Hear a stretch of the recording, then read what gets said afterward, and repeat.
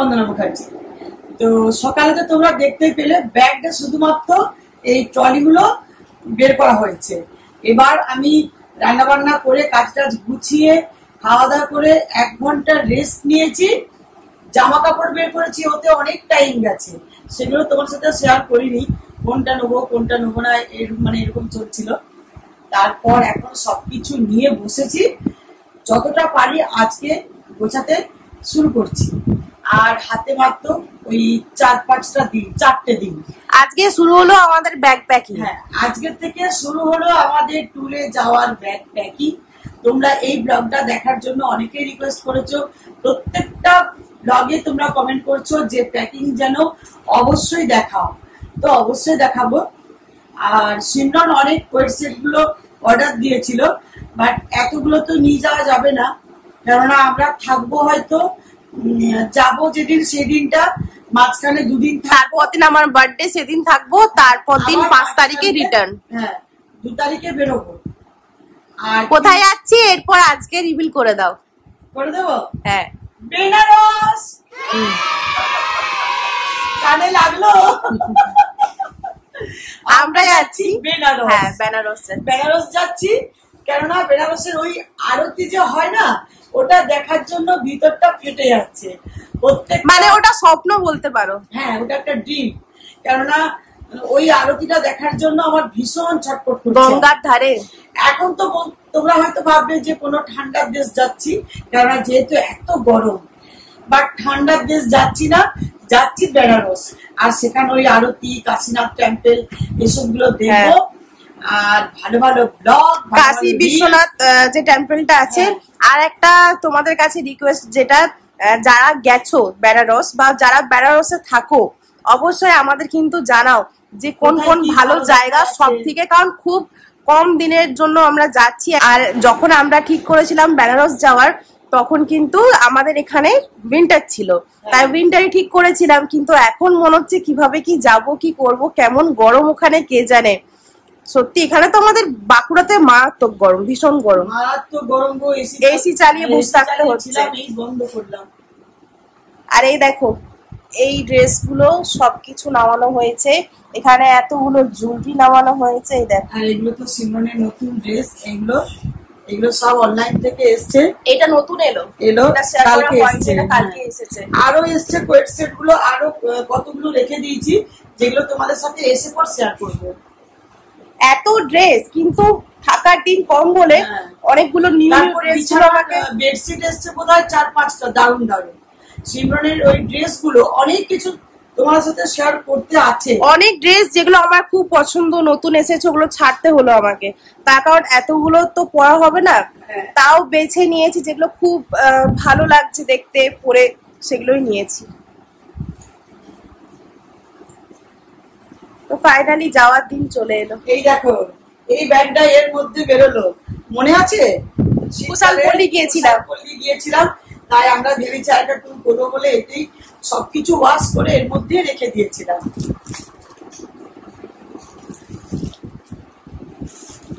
এতে অনেক কিছু ধরে, অনেক বড় ট্রলি এটা।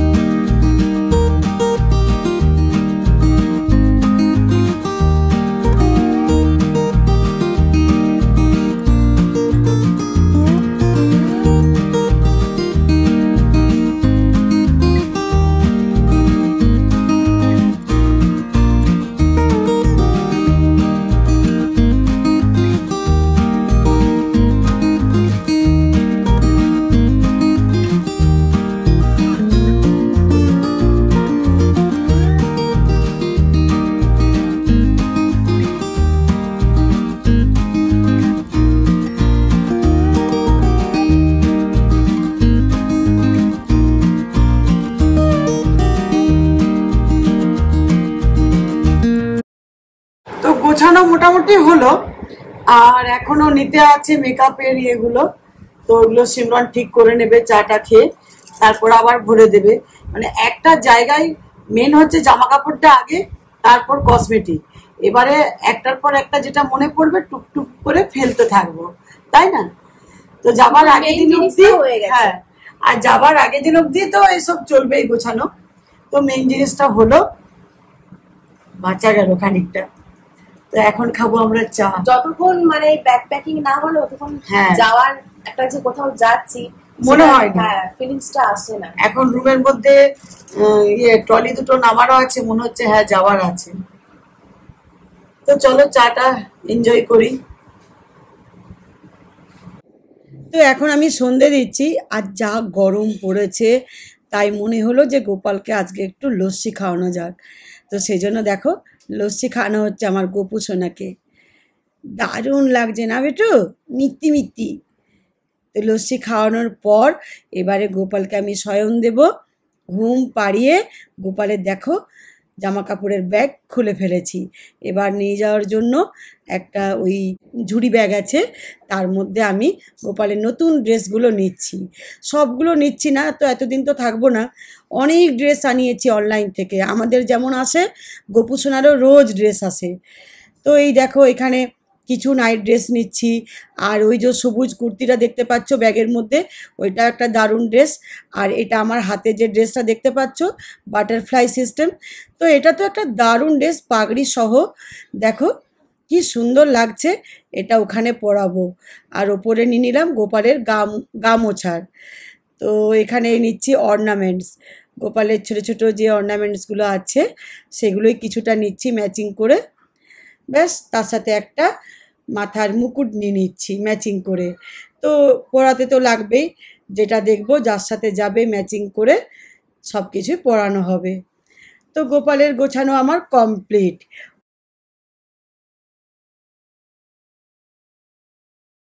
তো রাত্রিরে ডিনারের জন্য আজ একটা স্পেশাল আইটেম, যেটা হচ্ছে সুজি আর বেসন দিয়ে চিল্লা বানাবো, ধোসা টাইপের।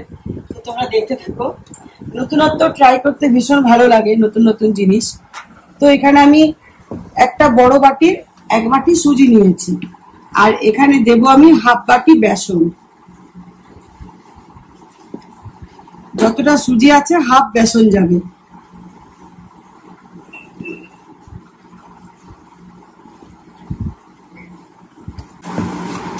দুটো মিক্স করে নিচ্ছি, নুন দেব, নুন দিয়ে জল দিয়ে একটা ব্যাটার বানাবো।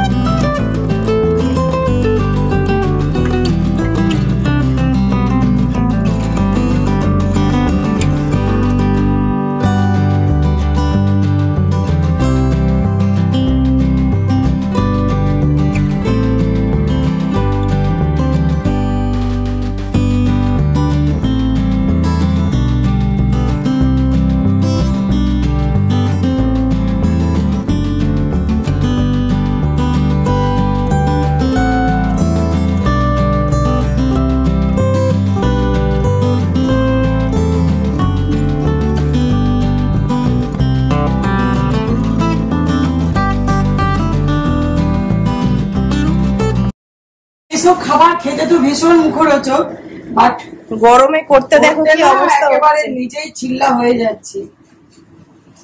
আর এই দেখো এতগুলো হয়ে গেছে, এটা চলছে।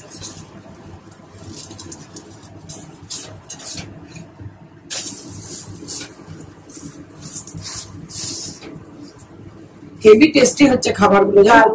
দুটো উড়ে গেল।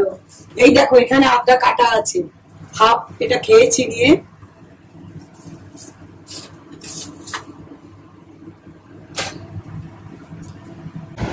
তো চাটনির জন্য আমি নিচে আছে দেখতে পাচ্ছ না, নিচে দিয়েছি আমি ছোলা ভাজা দিয়েছি, আর বাদাম, রোস্টেড বাদাম যেটা সাদা সেটা দিয়েছি, নারকেল দিয়েছি, রসুন দিয়েছি, কাঁচা লঙ্কা দিয়েছি, আর ধনেপাতা, টক দই দিয়েছি 1 চামচ। এটাকে পুরো, আর নুন দিয়ে দিয়েছি, কালার ভালো থাকবে। তো এই দেখো নিচে দেওয়া আছে, আর অল্প আদাও আছে। তো এটাকে একসাথে আমি গ্রাইন্ড করব।